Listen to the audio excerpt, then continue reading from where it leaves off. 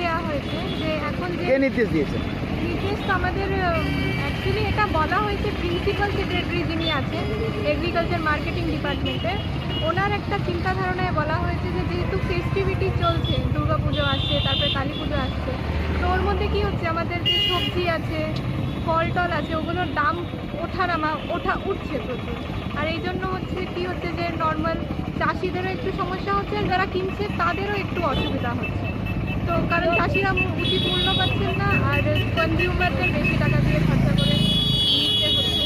তো সেই জন্য আমাদেরকে ভিজিট করতে বলা হয়েছে যে মার্কেটে কেমন কী দাম চলছে সেটা দেখার জন্য আমরা এসেছি। আমাদের ডিপার্টমেন্ট, সব ডিপার্টমেন্ট আছে, যেমন এগ্রিকালচার ডিপার্টমেন্ট আছে, এডিএ সাহেব আছেন আমাদের, তারপরে রেগুলেটেড মার্কেটিং কমিটি থেকে এসেছেন, পুলিশ থেকে এসেছেন, আর হচ্ছে আরও অন্যান্য ডিপার্টমেন্ট, মার্কেটিং